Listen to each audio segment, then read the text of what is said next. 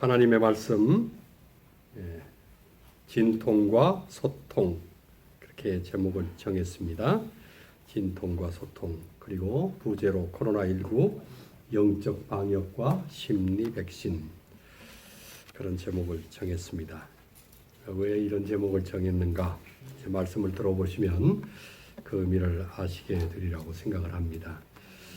먼저 본문의 말씀, 히브리서 13장 20절로 21절의 말씀을 오늘 본문의 말씀으로 선택했습니다.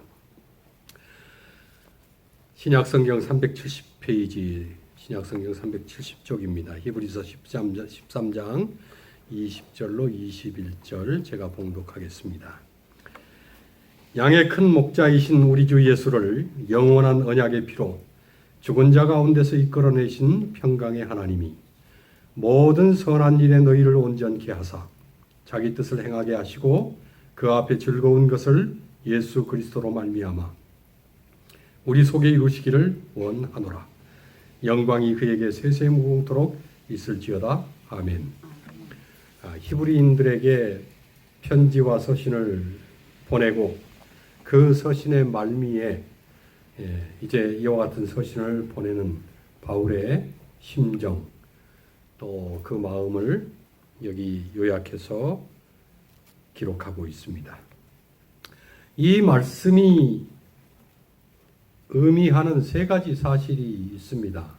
하나는 예수 그리스도는 양인 우리 인간들의 큰 목자라는 것입니다.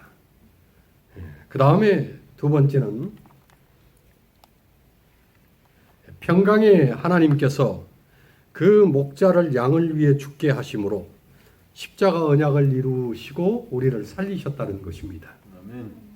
그 다음에 세 번째 사실은 그런 하나님이 우리를 온전케 하시고 그리고 하나님의 뜻을 행하시고 예수 그리스도를 통해 우리 속에 즐거움을 이루신다는 것입니다. 이 세 가지 사실에 정말 아멘 합니다. 주님은 우리의 목자이시고 하나님은 예수 그리스도를 우리를 위해서 십자가에 돌아가게 하시고 그런 하나님께서 우리를 온전케 하시고 하나님의 뜻을 따라 우리를 인도하시고 그리고 우리를 즐겁게 결국은 하신다는 것입니다. 코로나19 때문에 모든 생활이 다 뒤바뀌고 변하고 있습니다. 저는 밖에만 나갔다 오면 와이프가 손을 씻으라고 닥달을 합니다. 쫓아다니면서 빨리 손 씻으라고 얘기합니다. 뭐 예전에도 그랬지만 지금은 뭐 더 심합니다. 저뿐만이 아니고 오는 손님들도 무조건 저희 집에 들어오면 손부터 씻어야 됩니다. 되도록이면 한꺼번에 모아서 마켓을 가자고 말을 합니다. 예전에는 뭐 필요하면 바로 가서 사왔는데 지금은 가지 못하게 합니다. 그리고 몇 가지 다 모아지면 한꺼번에 가서 사자고 얘기합니다. 이번 주에 코스트코를 갔는데 마스크하고 장갑 끼고 중무장하고 들어가야 됩니다. 사람들이 가까이 오면 피하게 되고 상대방도 역시 나에 대해서 마찬가지입니다. 저희 애들이 LA에 사는데 아들과 딸이 매주 전화를 해옵니다. 근데 예전 같으면 뭐 전화한 다음에 야 내가 갈게 아니면 니들이 좀 와라 그러는데 가라 오란 말을 못합니다. 그냥 전화 끝에 코로나 끝나면 보자. 그게 인사의 끝입니다. 때론 답답해서 어디라도 가고 싶은데 어디 갈까 하다가 결론은 집에 있는 게 제일 안전한데 어딜 가냐. 그리고는 말아버립니다. 조금만 몸이 찌뿌둥하고 목이 아파오면 불안해집니다. 이거 혹시 뭐 이거 증상 아니야? 이런 생각이 덜컥 드는 것입니다. 엊그제 멀리 떨어져 있는 곳이긴 하지만은 캘리포니아에 계신 정말 저희하고 너무나 친한 이 정광수 목사님이 그 가족과 함께 확진 판정을 받았어요. 이제 이게 남의 일이 아닌 것입니다. 이제는 아는 사람들, 가까운 지인들, 그런 사람들 중에 문제가 생겼다는 그런 소식과 연락이 오기도 합니다. 어제 저녁에도 이제 안식일이 시작된 시간에 제 아들 녀석이 전화가 왔어요. 근데 전화 연결이 딱 된 다음에 제일 먼저 하는 말이 아빠 괜찮아? 괜찮냐? 이게 이 모든 안부의 그 첫마디 일상이 되어버렸습니다. 그런데 사실 우리가 살면서 힘들고 어려우면 예배를 드리면서 위로를 받았습니다. 교인들을 만나서 함께 기도하고 또 이야기 나누고 하소연하고 그리고 교제를 나누면 그것이 힘이 됐습니다. 근데 이 코로나는 예배의 기쁨, 예배의 축복도 셧다운 시켜버렸어요. 다행히 우리 교회는 이렇게 좀 규모가 작으니까 모여서 예배드리지만 다른 교회들은 아직도 문을 열지 못한 교회들이 태반입니다. 더구나 비대면, 접촉할 수 없는 그런 상황들이 가져온 경제적인 그리고 사회적인, 문화적인 그런 피해는 사실 상상을 초월하는 그런 상황을 만들어 가고 있습니다. 코로나가 끝나도 경제적으로 이것이 정말 어느 정도나 회복이 될는지 알 수 없는 그런 미궁의 상황에 우리가 처해 있습니다. 2020년 이 코로나 팬데믹 온 세상을 정신적인 충격에 빠뜨리고 모든 사람들에게 트라우마가 되어 버렸습니다. 이 트라우마가 뭔 줄 아시죠? 트라우마는 이 고통과 충격 이후에 오는 스트레스 장애를 트라우마라고 합니다. 몸과 마음이 기억하는 그런 증상으로 유사 상황이 나타날 때 불안해지는 그런 증상을 트라우마라고 얘기합니다. 그런데 이 코로나 팬데믹이 전 세계를 트라우마에 빠뜨리고 병들게 한 것입니다. 조금만 몸이 불편하면 혹시 이런 생각이 번쩍 드는 것입니다.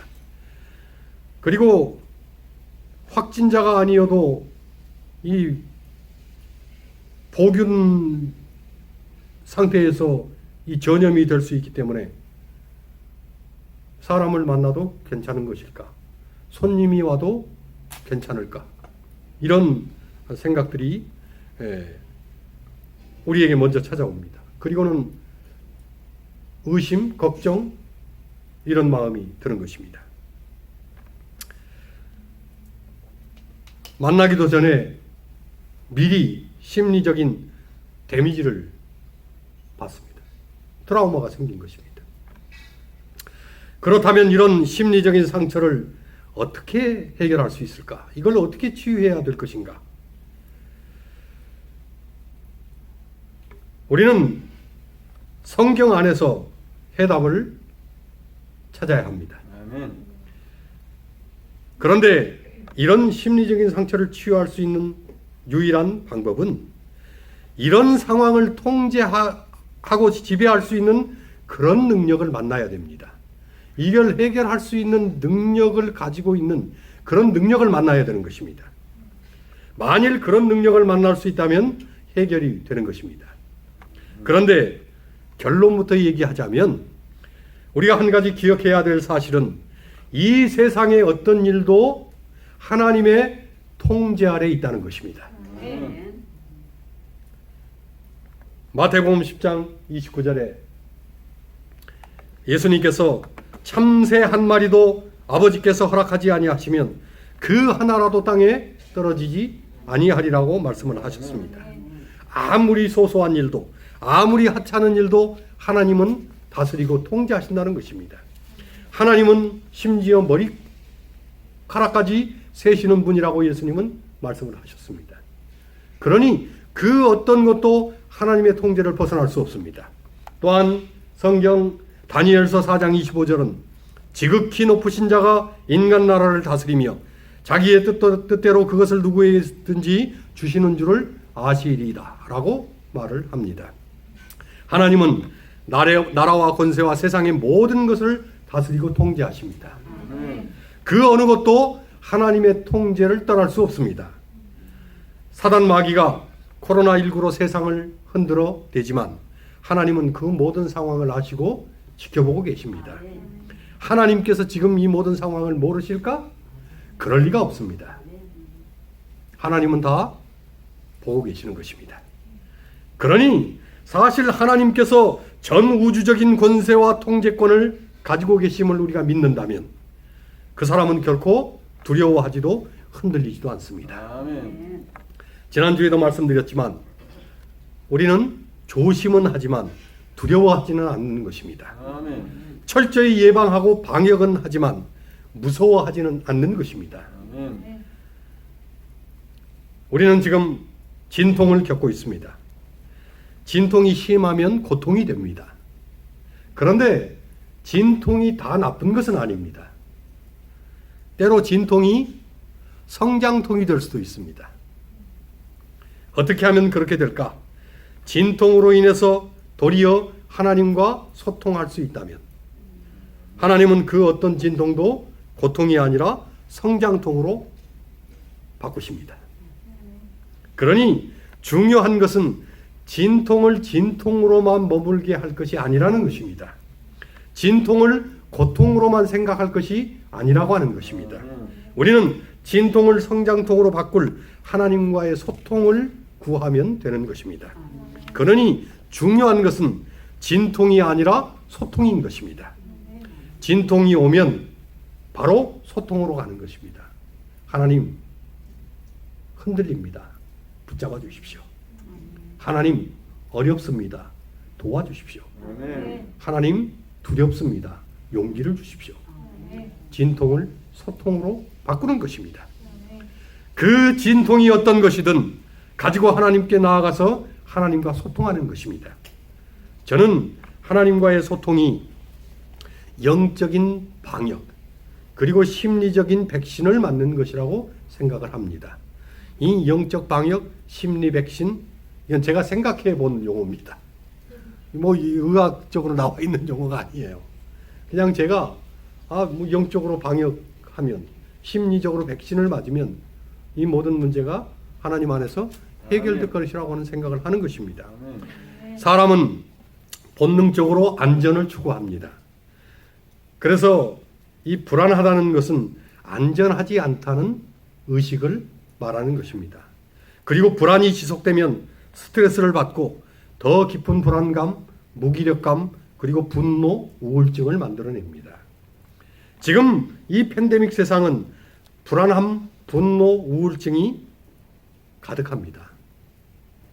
그러니 이런 불안이 몸과 마음, 심지어는 영혼까지 지배하지 못하도록 영적 방역과 심리 백신을 맞아야 하는 것입니다. 그러면 영적 방역, 심리 백신은 어떻게 맞을 수 있는 것일까? 영적 방역은 우리를 방어해 줄 진정한 주체가 있는지, 그 주체가 무엇이며 누구인지를 아는 것입니다. 그리고 믿는 것입니다. 그러면 방역이 됩니다. 심리 백신은 고난과 충격 속에서도 이 모든 것을 감당할 능력이 어디서 오는지, 지난 과거에 고난과 진통이 있었을 때에 그것을 어떻게 이겨내고 누가 감당할 수 있도록 도우셨는지를 아는 것입니다. 그러면 심리 백신이 심리적인 바이러스를 이겨내고 퇴치하게 해줍니다. 이제 오늘 처음에 읽었던 본문으로 다시 돌아갑니다. 히브리서 13장 20절에 사도 바울은 주 예수께서 양의 큰 목자이시라고 말씀을 합니다. 바울이 예수님을 양의 큰 목자라고 말한 것은 그가 예수님의 말씀을 기억하고 전하는 말입니다. 예수님께서 요한복음 10장 14절에 나는 누구라고요? 선한 목자라. 내가 내 양을 알고 양도 나를 안다고 말씀을 하셨습니다.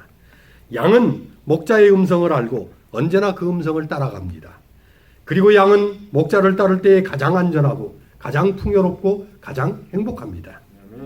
안전한 양인지 그렇지 않은지를 구별하는 좋은 방법은 목자의 음성을 듣느냐 안 듣느냐에 달려 있습니다. 그러므로 우리는 목자이신 하나님, 목자이신 예수 그리스도의 음성을 잘 들어야 합니다. 아멘. 그렇게만 하면 우리는 어떤 상황에 놓여도, 어떤 처지에 있어도, 어떤 공경에 처해도, 어떤 난관에 부딪혀도 안전할 수 있습니다. 그런데 구약 시대에는 하나님께서 직접 말씀을 하셨습니다. 인류의 첫 조상인 아담은 하나님과 직접 소통하고 교통을 했습니다. 창세기 5장에 기록된 에녹도 하나님과 동행하며 직접 교제하다가 하늘까지 그대로 가버렸습니다. 창세기 6장의 노아도 하나님께로부터 직접 심판이 있을 것이며 방주를 예비하라고 하는 말씀을 직접 들었습니다. 창세기 12장의 아브라함도 본토 친척 아비 집을 떠나서 내가 지시하는 땅으로 가라는 하나님의 말씀을 직접 들었습니다. 구약의 여러 선지자들도 하나님의 음성을 듣고 하나님의 기별을 증거했습니다. 구약 때에는 하나님께서 직접 음성을 들려주셨습니다. 이제 신약 시대에 와서는 예수님께서, 아들 하나님께서 직접 이 땅에 오셔서 말씀을 하셨습니다. 마태복음 5장 7장에 보면 많은 무리들을 모으시고 감람산 위에서 산상수훈을 예수님께서 직접 말씀을 하셨습니다. 누가복음 19장 5절에 보면 세리장 삭개오에게 오늘 내가 너희 집에 유하여야 되겠다. 그리고 그를 구원하셨습니다. 요한복음 11장 43절에는 죽은 나사로에게 예수님께서 큰 소리로 그 무덤 앞에서 나사로야 나오라! 그렇게 부르시고 나사로를 부활시키셨습니다. 그런데 그런 예수님께서 십자가에 죽으시고 부활 승천하실 것을 아시고 요한복음 14장 26절에 이제 보혜사 성령을 대신 보내셔서 모든 것을 가르치시고 생각나게 하시겠다고 약속을 하셨습니다. 지금은 성령 하나님께서 우리에게 말씀을 하신다는 것입니다. 예수님께서 승천하신 이후에 그 다음에는 성령 하나님께서 우리에게 말씀을 하신다는 것입니다. 그러니 지금은 성령의 음성을 들어야 합니다. 아멘. 성령 하나님의 음성이 들려야 합니다. 아멘. 이 말은 예수 그리스도를 믿는다고 하지만 그 마음에 성령의 음성이 없는 사람은 안전하지 않다는 것입니다. 그리고 신앙의 성장도 영적인 성숙도 성령의 음성을 듣고 순종할 때에 이루어집니다. 이제 우리가 갖는 고민 또 질문이 뭐냐면, 그렇다면 성령의 음성, 성령 하나님의 음성을 어떻게 듣느냐는 것입니다. 우리는 일단 들어야 그 음성에 순종할 수 있기 때문에 먼저 듣는 것이 가장 중요합니다. 그러니 들어야 하고 들려야 합니다. 어떻게 성령의 음성을 들을 수 있을까? 오늘 제가 드리는 말씀은 너무나 중요합니다. 이게 아주 쉽지만 그러나 꼭 기억해야 될 그런 말씀입니다. 어떻게 하면 성령의 음성, 그 성령 하나님의 음성을 우리가 들을 수 있을 것인가? 구약 성경 사무엘상 3장을 보면 선지자 사무엘을 통해서 하나님의 음성을 듣는 방법을 하나님께서 제시를 하셨습니다. 사무엘상 3장 10절은 이렇게 기록합니다. 여호와께서 임하여 서서 전과 같이 사무엘아 사무엘아 부르시는지라. 사무엘이 가로되 말씀하옵소서 주의 종이 듣겠나이다. 처음에 하나님께서 사무엘을 불렀을 때에 사무엘은 그 음성이 하나님의 음성인지를 몰랐습니다. 그래서 자신의 주인인 엘리 제사장이 자기를 부르는 줄 생각을 했습니다. 그래서 그 음성이 들렸을 때에 엘리 제사장에게 쫓아가서 나를 부르셨느냐고 얘기를 했습니다. 제사장 엘리는 아니라고 했습니다. 그런데 같은 일이 3번이나 반복되었습니다. 그러자 제사장 엘리는 하나님께서 부르시는 것이니 이제는 하나님께서 부르시면 네가 대답하기를 말씀하옵소서 주의 종이 듣겠나이다. 그렇게 대답하라고 했습니다. 그 이후에 사무엘은 하나님의 음성을 듣는 하나님의 선지자가 되었습니다. 사무엘의 이 경험과 기록은 한 가지 중요한 사실을 우리에게 암시를 하고 있습니다. 하나님의 음성은 들을 때까지 계속 주어진다는 것입니다. 하나님의 음성을 들을 때까지 사무엘에게 계속 말씀하셨던 하나님은 지금도 성령을 통해서, 성령 하나님을 통해서 우리에게 계속 말씀을 하신다는 것입니다. 하나님께서 만일 말씀을 하시지 않는다면 우리가 아무리 듣고 싶어도 들을 수가 없습니다. 그러나 하나님은 계속해서 말씀을 하신다는 것입니다. 만일 우리가 겸손히 귀를 기울이고 말씀하옵소서 주의 종이 듣겠나이다, 그렇게 고백한다면 하나님은 말씀하시고 또 말씀하시고 또 말씀하십니다. 하나님의 음성은 결코 특별한 사람에게만 들리는 것이 아닙니다. 누구에게나, 모든 사람에게 일어나는 일입니다. 하지만 누구에게나 일어나는 일이지만 누구나 들을 수 있는 것은 아닙니다. 쉽지만 꼭 따라야 될 절차와 과정이 있습니다. 우리는 먼저 하나님의 말씀인 성경을 읽을 때에 꼭 하나님 말씀을 통해 말씀하여 주옵소서 주의 종이 듣겠나이다, 그렇게 기도하고 성경을 읽어야 합니다. 저희는 집에서 아침 예배 드리기 위해서 기도력을 펼 때에 항상 말씀하옵소서 주의 종이 듣겠습니다, 그렇게 기도하고 말씀을 나눕니다. 저녁에 1번 예배를 드릴 때에도 말씀을 나누기 전에 말씀해 주십시오, 주의 종이 듣겠습니다. 그리고 저녁 예배를 시작합니다. 제가 잠자리에 들기 전에 침상에서 기도할 때에도 하나님 말씀해 주십시오, 제가 듣겠습니다, 그렇게 기도하고 취침 기도를 하나님께 올립니다. 우리가 말씀해 주십시오, 주의 종이 듣겠습니다, 그렇게 마음을 오픈하고 주의 음성을 듣고자 하면 성령의 감동으로 된 하나님의 말씀인 성경을 통해서 성령 하나님께서 우리의 갈 길, 우리의 할 일, 우리의 살 길을 알려주십니다. 아멘. 또한 우리를 변화시키시고 거듭나게 하십니다.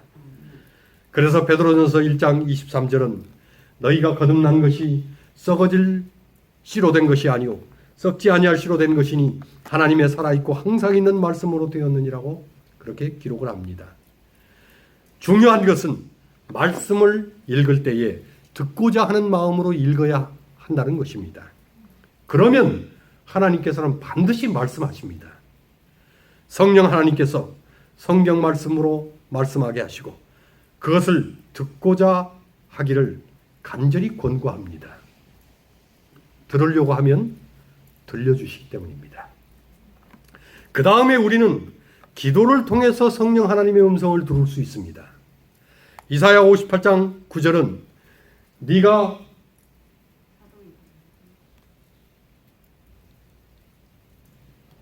성경절이 하나 빠졌습니다. 예, 이사야 58장 9절에 보면 네가 부를 때에는 나 여호와가 응답하겠고 내가 부르짖을 때에는 말하기를 내가 여기 있다 하리라, 그렇게 하나님께서 말씀을 했습니다. 우리가 부르면 하나님은 응답하신다는 것입니다.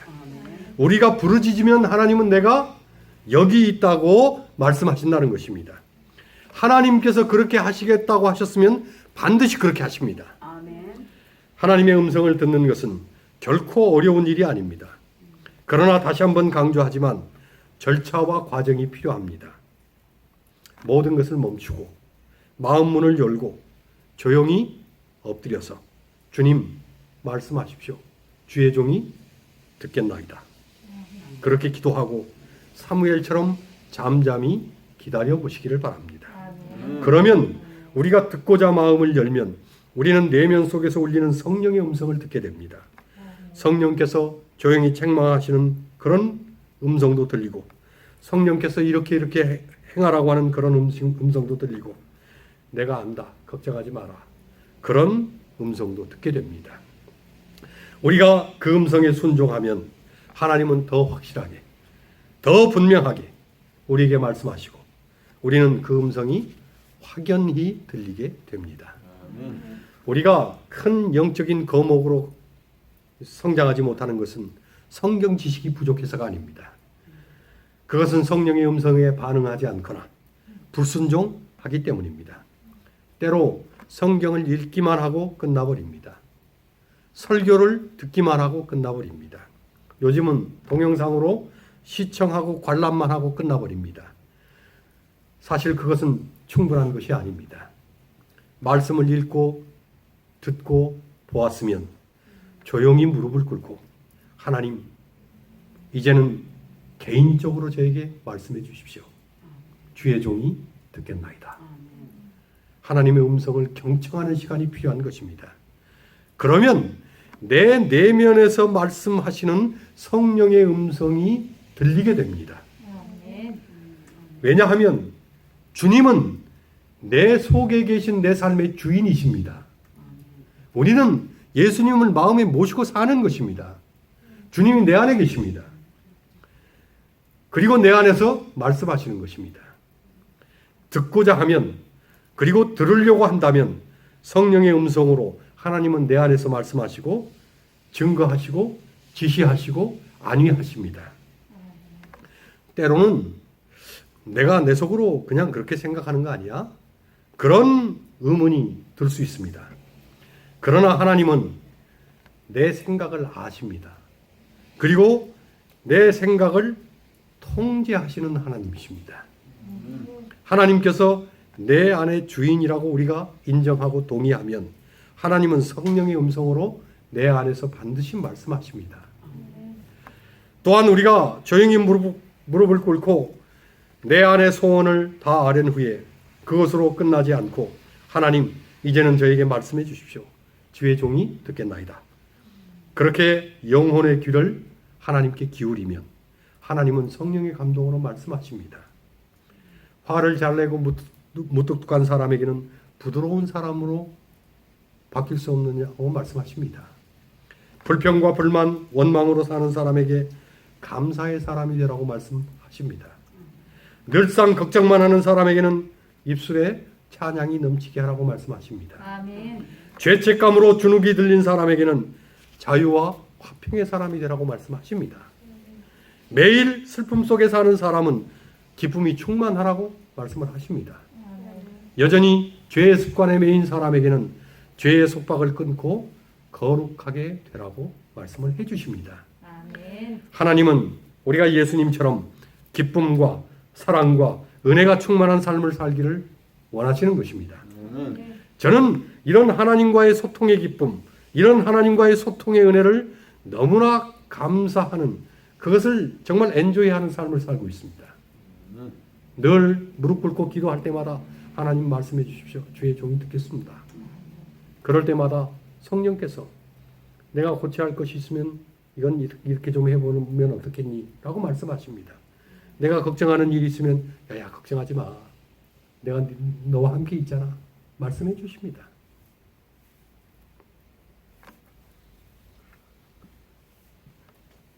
저는 그런 소통의 은혜 때문에 하나님께 영광을 돌리게 됩니다. 이것이 사실은 하나님과 간격없이 교통하고 소통하는 그런 삶인 것입니다. 저는 이것이 부조인 에녹이 하나님과 동행하다가 하늘에 갔다고 하는 그 말이 이런 것이라고 생각을 합니다. 하나님과 끊임없이 대화하고 소통하고 이야기를 나누는 것입니다. 그렇게 하는 그런 에녹에 대해서 하나님도 같이 이야기를 하는 것입니다. 근데 이야기를 하다 보니 너무 재밌는 것입니다. 그래서 이야기 끊기는 게 싫으니까 하늘까지 데리고 가서 같이 얘기를 나누게 하신 것입니다. 마지막 시대를 위한 하나님의 종으로 2000여 회의 계시를 받고 4600여 개 이상의 기사를 쓰고 10만 페이지가 넘는 믿음의 기록을 100여 권의 책으로 남긴 영감의 사람, 영감의 여인 엘렌 G 화이트이 있습니다. 어떤 분들은 재림교회가 엘렌 G 화이트를 우상화한다고 얘기를 합니다. 그런데 저 역시 엘렌 G 화이트라고 하는 사람에게 초점을 맞추면 그것은 잘못된 것이라는 데 동의합니다. 사람은 주목의 대상도 아니고 더구나 경외의 대상은 결코 아닙니다. 사도행전 14장 15절에 보면 사도 바울이 나면서부터 안전뱅이였던 사람을 고쳐주자 이 루스드라 사람들이 사도 바울과 바나바를 신이라고 외치면서 그 앞에 제사를 드리려고 경배를 하려고 했습니다. 그러자 사도 바울은 우리도 너희와 성정이 같은 사람이니 살아계신 창조주 하나님께로만 돌아가자고 얘기를 했습니다. 사람은 결코 경배의 대상이 아닌 것입니다. 절대 경배의 대상이 되어서도 안 됩니다. 그런데 저는 화인 여사의 책들을 읽어보라고 권유합니다.